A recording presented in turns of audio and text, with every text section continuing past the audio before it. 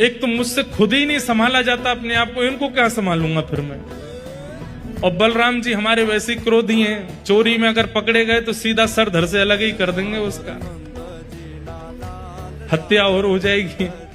और बल्कि बलराम जी तो ऐसे हैं, मैंने अगर इनसे कह दी कि चोरी करने जाना है तो पहले तो मुझे ही 4 सुनाएंगे, और जब नेक शर्म ना आवे, इतना बड़ो है गो भगवान बन गो, सब तो कुआ के प्रणाम करें, फिर वो चोरी करनो ना छोड़ रहो, 4 तो मुझे सुनाएंगे।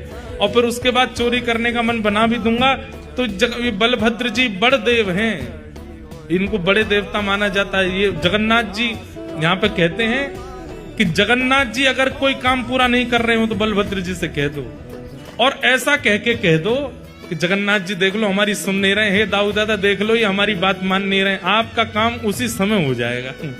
तो बड़ देव हैं।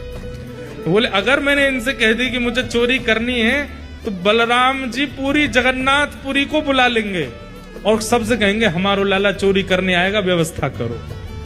ऐसी चोरी की क्या, फिर हमको सुख तो मिलेगा नहीं। बेचारे वहां जहां हम चोरी करने जाएंगे सब बेचारे कहेंगे लाला चोरी कर लो, आ जाओ हमारे घर आ जाओ, चोरी कर लो। दाऊ दादा के हल से इतना डरेंगे सब, हमको सुख नहीं मिलेगा।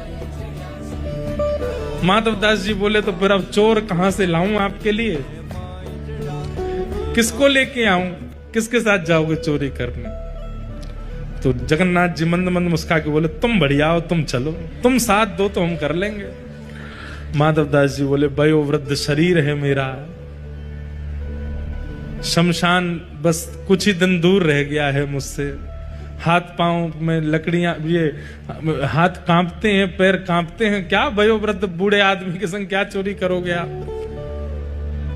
ठाकुर जी बोले वो सब हम करवा लेंगे, तुम बस हाँ कर दो। माधवदास जी बोले नियम तो बता दो, हमने कभी चोरी करी नहीं, हमको पता नहीं है।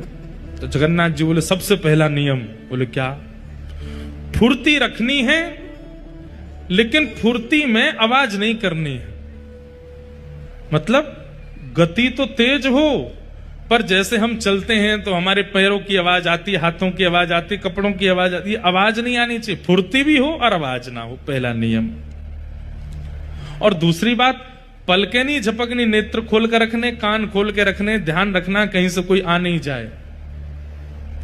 बोले अच्छा।